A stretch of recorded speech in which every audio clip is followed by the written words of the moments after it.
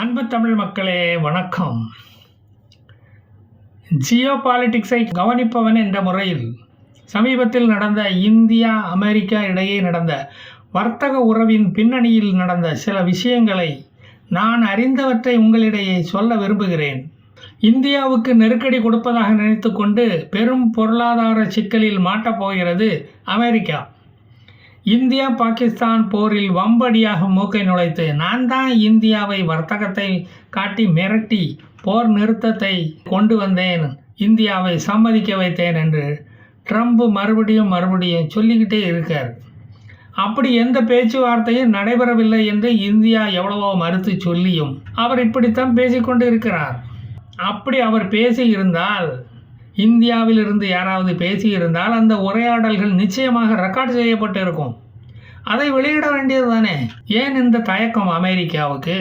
பாகிஸ்தானின் self styled field marshal Asim முனீரை கூப்பிட்டு வெள்ளை மாளிகையில் விருந்து வைத்து தனக்கு ஒரு அடிமை சிக்கிட்டாண்டா என்று காட்டியது இந்த அமெரிக்கா. இந்தியா மார்க்கெட் விலை குறைவாக இருக்கும் சவுதி அரேபியாவிடம் போய் ஆயிலை வாங்கியதை பார்த்து ரஷ்யாவிடமிருந்து இந்தியா ஆயில் வாங்குவதை நிறுத்திவிட்டது. ஆஹா, நமக்கு கிடைத்த வெற்றி என்று அமெரிக்கா சொல்வதை பார்த்து நம்ம தலையில் அடிச்சுக்கிட வேண்டியதாக இருக்குது. இதை எங்கே போய் முட்டுறதுன்னு தெரியல. இந்திய ஃபார்மா கம்பெனிகளின் மேல் 25% வரி விதித்தார் இந்த ட்ரம்ப். அதனால் நஷ்டமடைய போவது யார்?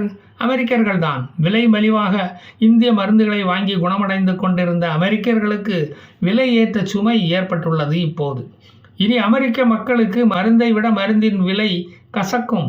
பாகிஸ்தானுடன் ஆயுத ஒப்பந்தம் போட முன் வந்ததால் சீனா பாகிஸ்தானுடனான ஆயுத ஒப்பந்தத்தை மறுபரிசீலனை செய்ய போகிறது. RIC என்ற ரஷ்யா இந்தியா சீனா கூட்டமைப்பு இதனால் பலம் பெற்றுள்ளது.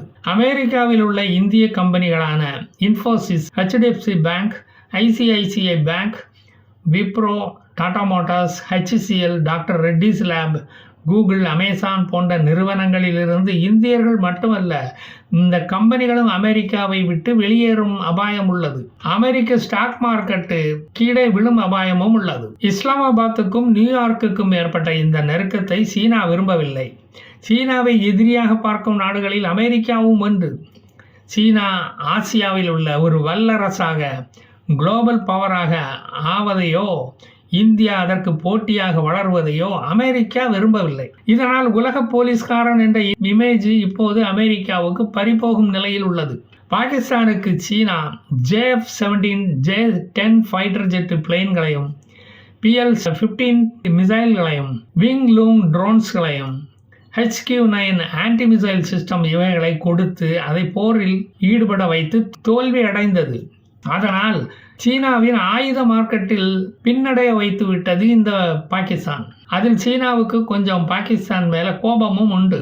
அது மட்டுமல்ல, போர் நடக்கும் போது இந்திய ராணுவத்தின் நடமாட்டத்தை கண்காணித்து பாகிஸ்தானுக்கு சேட்டலைட் மூலம் தகவல்களை பரிமாறிக்கொள்ள உதவியது இந்த சீனா. பேட்டில் ஃபீல்டு இன்டெலிஜென்ஸை சீனா போட்டு கொடுத்தும் பாகிஸ்தான் தோல்வியை தான் தழுவியது. பாகிஸ்தான் 80% ஆயுத தளவாடங்களை சீனாவிடமிருந்து தான் வாங்கியது. நமக்கு தெரியும் சீனா ஐட்டம் அதிகமாக உழைக்காதுன்னு, அவனுக்கு தெரியல. ஜூன் 21 ஆசிம் முனீர் அமெரிக்காவுக்கு விருந்தினராக அழைக்கப்பட்டதின் காரணம் டொனால்டு ட்ரம்பை போற்றி பாடி லாவணி பாடும் சிறந்த புலவன் முனீர் தான் என்று ட்ரம்ப் நினைத்ததுதான். அவர் எதிர்பார்த்த மாதிரியே சமாதானத்திற்கான நோபல் பரிசு வாங்க தகுதியான ஆள் டொனால்டு ட்ரம்பே தான் என்று நியூயார்க்கில் முழங்கினார். திருவாய் மலர்ந்தான் இந்த ஆசிம் முனீர்.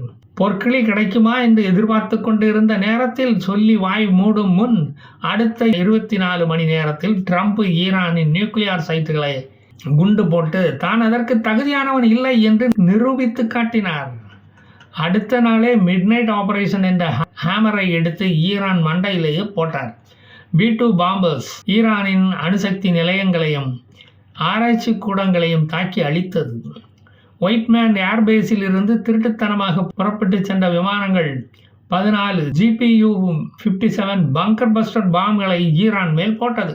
நீர்மூழ்கி கப்பலில் இருந்து 30 டேமஹாக் ஏவுகணைகளை நட்டான்ஸ், இஸ்பாகான் அணு நிலையங்கள் மேல் போட்டு நோபல் பரிசுக்கு ஒரு முற்றுப்புள்ளியை வைத்தார் டொனால்டு ட்ரம்ப். நோபல் கமிட்டி தலைவர் அசீம் முன்னீருக்கு மூக்கு உடைபட்டு முகத்தில் கரி பூசப்பட்டது. ஹமாஸுகளின் ஆடையான கருப்பு துணிக்கு பதில் கரியை பூசிக்கொண்டார் இந்த பாகிஸ்தானிய ஹமாஸ். அசீம் முன்னீர் வாய் திறந்து 24 மணி நேரத்தில் இந்த ஈரான் தாக்குதல் நடந்துள்ளது. அதற்கு பாகிஸ்தானிய வெளியுறவு மந்திரி கடும் கண்டனம் தெரிவித்தார். தாக்கப்பட்டது ஒரு முஸ்லீம் நாடாச்சே, வாய் மூடி மௌனியாக இருக்க முடியுமா? பதிலுக்கு ஈரானும் கத்தாரில் உள்ள அமெரிக்க இராணுவ நிலைகளை தாக்கியது. ஈரானுக்கு செல்ஃப் டிஃபென்ஸுக்காக அமெரிக்காவை திருப்பி தாக்கும் உரிமை உள்ளது என்று அமெரிக்காவுக்கு முகத்தில் கரியை பூசினார் பாகிஸ்தானிய வெளியுறவு மந்திரி. சீனா பாகிஸ்தானுக்கு தருவதாக சொன்ன J-35 5th ஜெனரேஷன் ஸ்டீல்த் ஃபைட்டை இப்போது நாங்கள் கொடுக்க போகிறோம் என்று சீனா வேண்டுமென்றே சொல்லி அமெரிக்க புலியின் வயிற்றில் புலியை கரைத்தது. பாகிஸ்தான் அமெரிக்காவுடன் நெருங்க சீனா பாகிஸ்தான் எக்கனாமிக் காரிடார் திட்டம் பலம் இழந்து கொண்டே வருகிறது. ஏற்கனவே சீனா $60 பில்லியன் அளவுக்கு அந்த ஸ்கீமில் பணத்தை செலவழித்துள்ளது. அமெரிக்கா பாகிஸ்தானை நெருங்குவதற்கு இன்னொரு காரணமும் உள்ளது. பாகிஸ்தான் ஆக்குபைடு பாலஸ்தீனில் கொட்டி கிடக்கும் செம்பு, தங்கம், லித்தியம் போன்ற கனிம வளங்களை அள்ளுவதற்குத்தான் அமெரிக்கா முயற்சிக்கிறது. டொனால்டு ட்ரம்பின் மகனுடைய வேர்ல்டு லிபர்ட்டி ஃபைனான்சியல் கம்பெனி அங்குதான் செயல்படுகிறது. அதில் அவருக்கு 60% ஷேர் உள்ளது. அந்த கம்பெனியின் முழு கட்டுப்பாடும் டொனால்டு ட்ரம்பின் மகனிடம்தான் உள்ளது. மிடில் ஈஸ்டில் உள்ள இஸ்லாமிய நாடுகளை எதிர்க்க அமெரிக்காவுக்கு ஒரு இஸ்லாமிய நண்பன், ஒரு அல்லக்கை தேவைப்பட்டது. நண்பன் போல நடித்து அவனையும் அழிக்க வேண்டும். இஸ்லாம் இந்த உலகில் பரவாமல் தடுக்கவும் வேண்டும். பாகிஸ்தான் விரலை வைத்தே அவன் கண்ணை குத்தியது மாதிரியும் இருக்கணும். டெரரிசத்தை அழிக்கிறேன் பேர்வழி என்று ஒரு டெரரிஸ்ட் நாட்டுடன் கூட்டு வைத்திருக்கிறது இந்த அமெரிக்கா. இது பலரையும் குழப்பும். இந்தியா அனைத்தையும் கவனித்துவிட்டு அமெரிக்காவுக்கு ஷாக் ட்ரீட்மெண்ட் கொடுக்கும் விதமாக RIC கூட்டமைப்பை கையில் எடுத்துள்ளது. RICயை வலுப்படுத்தினால் அதில் ஆச்சரியப்படுவதற்கு ஒன்றுமில்லை. கால்வான் தாக்குதலில் சீனா ஈடுபட்டதால் இந்த RIC கூட்டமைப்பு கிடப்பில் போடப்பட்டது. ஆனால் இப்போது ஜியோ பாலிட்டிக்ஸ் எல்லாம் மாறிவிட்டது. சீனா தன் படைகளை பின்வாங்கிவிட்டதால் நிலைமை முற்றிலுமாக மாறியுள்ளது. ட்ரம்ப் காஷ்மீர் பிரச்சனையில் இந்தியாவுக்கும் பாகிஸ்தானுக்கும் தான் வந்து மத்தியஸ்தம் பண்ணி வைக்க தயார் என்று அறிவித்த போது இந்தியா அதை நிராகரித்தது. காஷ்மீர் இந்தியாவின் ஒரு பகுதி. அதில் உள்ள பிரச்சனைகளை தீர்ப்பதற்கு எந்த மூன்றாவது நாட்டையும் நாங்கள் ஏற்க மாட்டோம். பாகிஸ்தான் ஆக்குபைடு காஷ்மீரை நாங்களே கைப்பற்றுவோம் என்று தீர்க்கமாக சொல்லப்பட்டு விட்டது. காஷ்மீர் ஒரு உலக பிரச்சனை அல்ல, அது ஒரு உள்நாட்டு பிரச்சனை. அதில் எந்த அந்நிய நாடும் தலையிட வேண்டாம் என்று சொல்லப்பட்டு அமெரிக்காவுக்கு முகத்தில் கரி பூசி விடப்பட்டது. அமெரிக்காவின் குவாட் கூட்டமைப்பு இப்போது ஒரு அமைதி பூங்காவாக உள்ளது. அமெரிக்கா தன் ஏற்றுமதி இறக்குமதி கொள்கையில் ஹை டாரிஃபை அறிவித்ததுமே உலக நாடுகள் அமெரிக்காவை ஓரங்கட்ட ஆரம்பித்து விட்டன. இந்தியா உக்ரைன் பிரச்சனையிலும் பாலஸ்தீன பிரச்சனையிலும் நியூட்ரல் ஸ்டாண்ட் எடுத்தது அமெரிக்காவுக்கு சுத்தமாக பிடிக்கவில்லை. ரஷ்யாவிடமிருந்து ஆயில் வாங்குவதும் ஆயுதம் வாங்குவதும் ட்ரம்புக்கு அறவே பிடிக்கவில்லை. அமெரிக்காவின் F-35 விமானம் இந்தியாவுக்கு வேண்டாம் என்று அறிவித்ததில் ட்ரம்ப் ரொம்ப கடுப்பாகி விட்டார். அதற்கான ரியாக்ஷன் தான் இப்போ நடந்து கொண்டிருக்கிறது. ரஷ்யாவின் Su-57ஐ இந்தியா வாங்கப் போவதை அறிந்ததும் ட்ரம்புக்கு டல்கோலாக்ஸ் சாப்பிட்ட மாதிரி ஆகிவிட்டது. அதோடு அந்த விமானத்தின் ஸ்பேர் பார்ட்ஸுகளை ரஷ்யா இந்தியாவில் தயாரிக்கப் போகிறது என்பதை அறிந்ததும் கூடவே விளக்கெண்ணையும் குடித்த மாதிரி ஆகிவிட்டது. சமீபத்தில் இந்தியாவின் வெளியுறவு கொள்கையில் மாற்றம் தெரிகிறது. சீனாவின் வெளியுறவு மந்திரி சுன் வீட்டோய்ஸ் சமீபத்தில் நியூ டெல்லி வந்து இந்திய வெளியுறவு செக்ரட்டரியுடன் பேச்சுவார்த்தை நடத்தி கொண்டு போயிருக்கிறார். அதன் பிறகு ஒரு 10 நாள் கழித்து நேஷனல் செக்யூரிட்டி கவுன்சில் தலைவர் அஜித் தோவல் சீனாவுக்கு போய் சீனாவின் உயர் அதிகாரி வாங் யீயை சந்தித்து ஷாங்காய் மாநாட்டில் சந்தித்து பேசியிருக்கிறார்.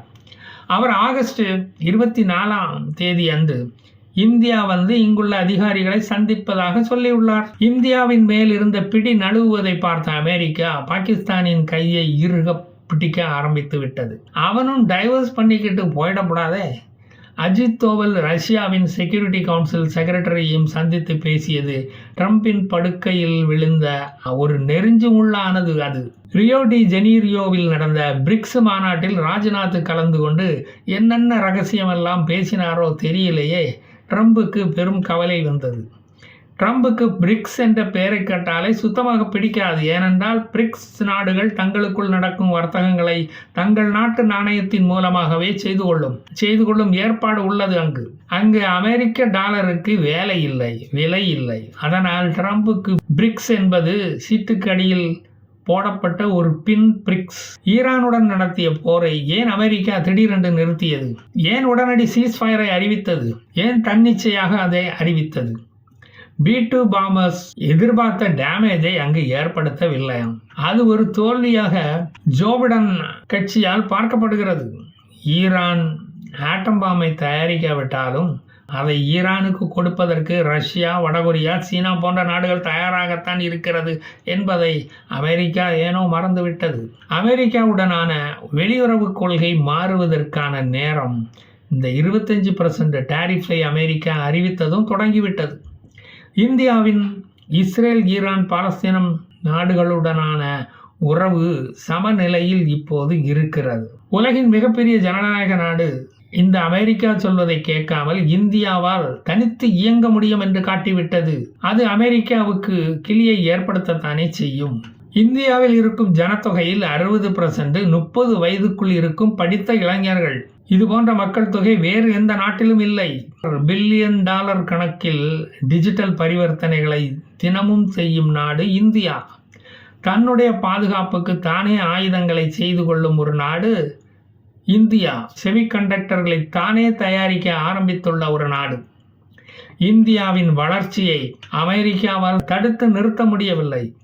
2030க்குள் வளர்ந்த நாடுகள் பட்டியலில் ஜெர்மனி, ஜப்பானை பின்னுக்கு தள்ளிவிட்டு 3வது இடத்தை பிடிக்கப் போகும் நாட்டை பார்த்து ட்ரம்ப் டெட் எக்கனாமி என்று சொல்வது பொறாமையில் தானே தவிர வேறொன்றும் இல்லை. 1 பில்லியன் ஸ்மார்ட் போன்கள் நமது நாட்டில் ரீங்காரமிடுகின்றன. இன்டர்நெட் உபயோகிப்பவர்கள் 800 மில்லியன் தாண்டி போய்விட்டனர். இந்தியாவில் digital technology Visa card, Master கார்டுகளை பின்னுக்கு தள்ளிவிட்டது. ஒரு ஹாலிவுட் படம் தயாரிக்கும் செலவில் இந்தியர்கள் ராக்கெட்டை விட்டு சந்திராயனில், நிலவில் போய் இறங்குகிறார்கள். அதுவும் யாருமே போகாத தென் பகுதியில் போய் தரையிறங்குகிறார்கள். இந்த மாதிரி வளர்ச்சியை பார்த்தா டெட் எக்கனாமி என்றுதான் அவருக்கு சொல்ல தோன்றும். 2026 ககன்யான் திட்டத்தில் வேற மனிதர்களை கொண்டு போய் நிலவில் இறக்குனா அது ஒரு டெட் எக்கனாமி தானடே. ஆப்பிள் போன் தயாரிப்புக்கு இந்தியா வேண்டும். டெஸ்லா கம்பெனி ஆரம்பிக்க இந்தியா தான் சிறந்த நாடு. கூகுள் டேட்டா சென்டர் வைப்பதற்கு இந்தியா தான் சிறந்த இடம் என்று ஏன் இங்கு கொண்டு வந்து வைத்தான்? அதை அமெரிக்காவிலே வைத்திருக்கலாம் இல்லையா? ஆர்டிஃபிஷியல் இன்டெலிஜென்ஸ் டெக்னாலஜியில் முன்னேறுகிற ஒரு நாட்டை டெட் எக்கனாமி என்று சொல்லத்தானே முடியும். குவாண்டம் கம்ப்யூட்டிங் என்றால் என்ன என்று தெரிந்தவர்கள் இருக்கும் இந்தியா கண்டிப்பாக ஒரு டெட் எக்கனாமியாக தான் இருக்கும். டெட் எக்கனாமி உள்ள நாடாக தான் இருக்க வேண்டும். இந்தியாவில் நாம் விளைய வைக்கிற கோதுமையை அமெரிக்காவில் அவர்களால் விளைய வைக்க முடியுமா? ட்ரம்பினால் அது முடியுமா?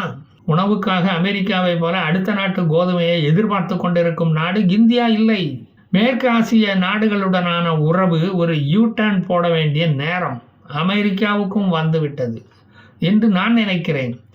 நீங்கள் என்ன நினைக்கிறீர்கள் என்பதை உங்கள் கமெண்டில் சொல்லுங்கள். நான் மீண்டும் வேறொரு செய்தியுடன் வருவேன். ஜெய் ஹிந்த்.